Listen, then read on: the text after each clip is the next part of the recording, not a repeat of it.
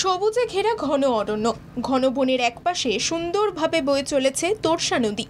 এই ঘন বনের মধ্যে দিয়ে সাফারি করা সে এক ভাগ্যের ব্যাপার।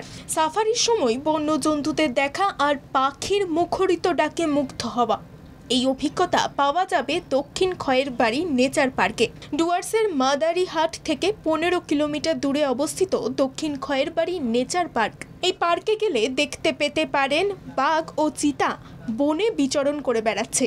2005 সালে যখন সুপ্রিম কোর্টের তরফে বলা হয়েছিল সার্কাসে আর বাঘ দেখানো যাবে না, সেই সময় সার্কাস থেকে প্রচুর বাঘকে আনা হয়েছে এই দক্ষিণ খয়েরবাড়ি নেচার পার্কে। এছাড়াও উত্তরবঙ্গের লোকালয়ে চলে আসা অনেক বাঘকেও নিয়ে আসা হয়েছে দক্ষিণ খয়েরবাড়ি নেচার পার্কে।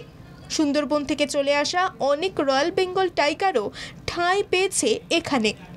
অনেক হারিয়ে যাওয়া চিতার শিশুও আশ্রয় নিয়েছে এই গভীর অরণ্যে। এই অরণ্য ভ্রমণ করার জন্য রয়েছে ব্যাটারি চালিত গাড়ি। যদি আপনি চান এই জঙ্গলের মধ্যে দিয়ে আপনি হেঁটে সাফারি করবেন, তাহলেও তার সুযোগ রয়েছে। কিন্তু সাবধান, কোনো বন্যপ্রাণীর তাড়া না খেতে হয় আপনাকে। তাই ব্যাটারি চালিত গাড়িতে সফর করাই ভালো। আপনার মন চাইলে আপনি নৌকো করে তোরসা নদীতেও ঘুরতে পারেন। দক্ষিণ খয়েরবাড়ি নেচার পার্কের এক মায়াবী পরিবেশ আপনাকে এক অনন্য অভিজ্ঞতা এনে দেবে।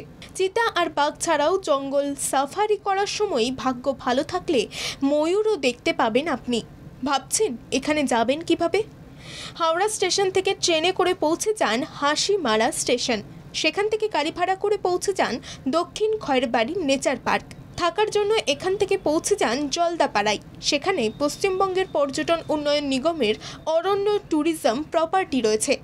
দক্ষিণ খয়েরবাড়ি নেচার পার্ক থেকে কাছাকাছি পৌঁছে যান চিলাপাতা বনাঞ্চল, বক্সা জাতীয় উদ্যান, জয়ন্তী, জলদাপাড়া জাতীয় উদ্যান ইত্যাদি। বর্ষা ঢুকলে দক্ষিণ খয়েরবাড়ি নেচার পার্কের জঙ্গল ভ্রমণ বন্ধ হয়ে যাবে। তাই এই সময় ঘুরে আসুন দক্ষিণ খয়েরবাড়ি নেচার পার্ক থেকে।